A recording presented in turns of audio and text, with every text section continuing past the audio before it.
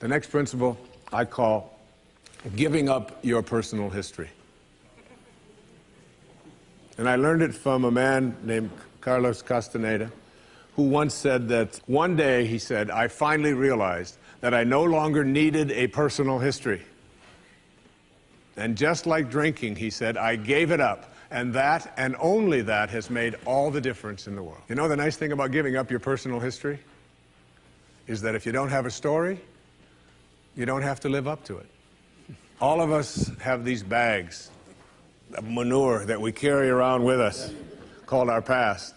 And the people who have done things to us, and the events and the circumstances, all of this stuff that we use and we bond to. And we bond ourselves to these wounds of our past, and we identify ourselves on the basis of these wounds. And every once in a while we set it down and we reach in there and we smear it all over ourselves.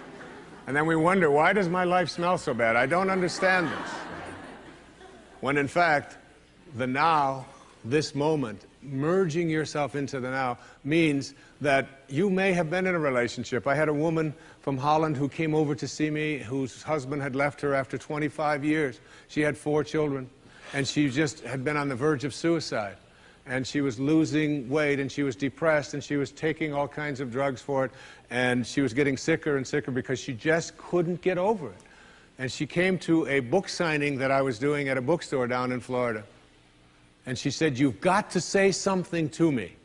You've got to say something to me that will help me to get over this. And I told her this line. I said, give up your personal history. Merge yourself here, now, into this moment. And those 25 years are something, if you want to understand how to do it, think of your past as, oh, this hat. And this is your past. Now, you can't just set this thing down over here and walk away from it and give up your personal history, because you'll always have it there to look back at. What you do is you pick up your past and you embrace it. You understand it, you accept it, as I had to go through these things that I had to go through in order for me to get to this place today, and the evidence for that is that I did. You don't need any more evidence. You did. And then you toss it. You toss it. You embrace it, and you toss it. And you merge into the now by giving up your attachment. And some of you have heard me use the metaphor of the wake. Alan Watts talked about the wake is not what drives the boat. The wake is just a trail that is left behind. That's all it is. And so is the wake of your life. And the wake doesn't make the boat go, and neither does the wake of your life, the reason why your life is going in the direction that it is. The wake is a trail that is left behind, and it's an illusion to believe that it is the cause of your suffering or your struggles or your difficulty. Give it up. Let it go. Embrace it, understand it, get help doing that if you must, and then move into the now. The next principle I call, it's from a line of Albert Einstein. He said, you can't solve a problem with the same mind that created it. In order to work at solving these things called problems in your life, you have to change your mind. It is your mind where they live. It is your mind that created them. There is where you experience them. They're all illusions. You must change your mind. Literally rewrite your agreement with reality.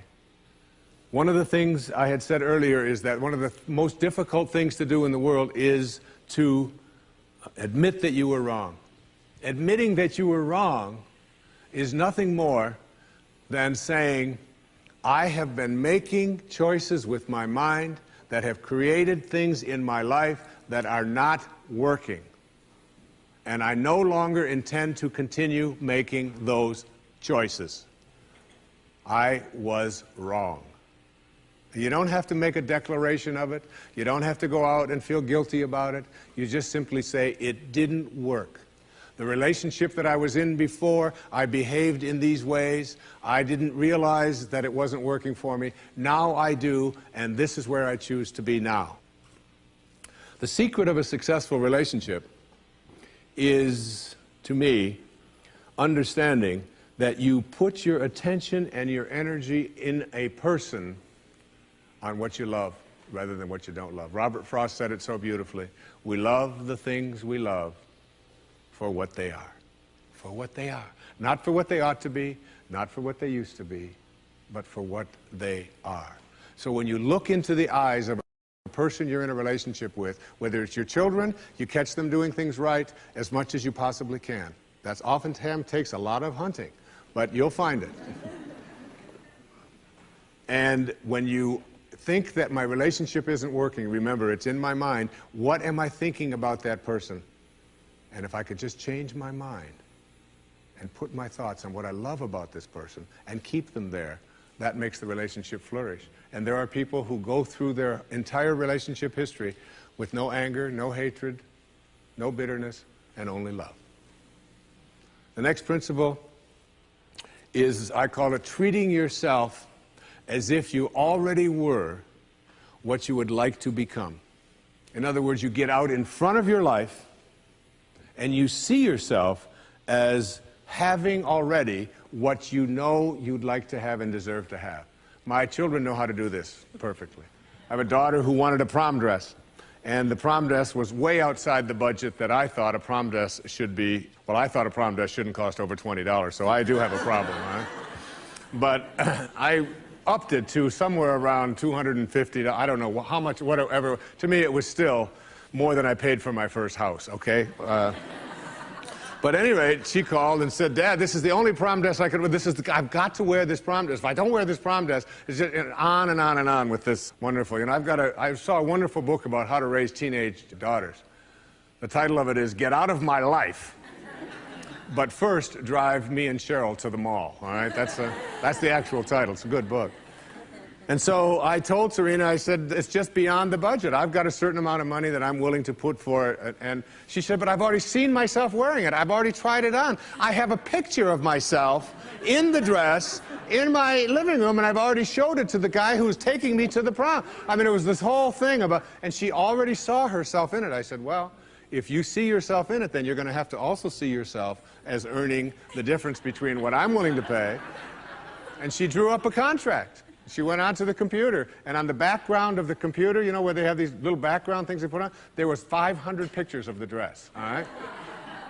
And she signed a contract and said, I'll babysit, I'll do this, I'll do that, and I will pay the difference. And she did, and she wore the dress, because she understood that you treat yourself as if you already are what you'd like to become. There's a genius in you. You have to treat yourself as if you already were that genius. There's something you're completely capable of. See yourself as already there. Then you'll act upon those thoughts, because the ancestor to every action, said Emerson, is a thought. The next principle is called treasuring your divinity. Treasuring your divinity. There's a wonderful observation that I saw from Emerson in Self-Reliance. It's about trusting your divinity, knowing that you are connected to your source, knowing that you are a divine creation and that there are no accidents. He said, a man should learn to detect and watch that gleam of light which flashes across his mind from within, more than the luster of the firmament of bards and sages. Yet he dismisses without notice his own thought, because it's his own. In every work of genius, we recognize our own rejected thoughts. They come back to us with a certain alienated majesty. We often reject our thoughts, and we see the things that we think of as grand and as genius, and we reject them because they're our own. Treasuring our divinity instead of being terrified of it. Knowing that I am always connected to my source. There is no way that I cannot, because it is in you, and I am in you, and you are in me, and you can never be separated from it. There is no place that this source is not. It grows everybody's fingernails. It beats everybody's hearts. It digests everybody's foods. It opens all the flowers, and you're always connected to it.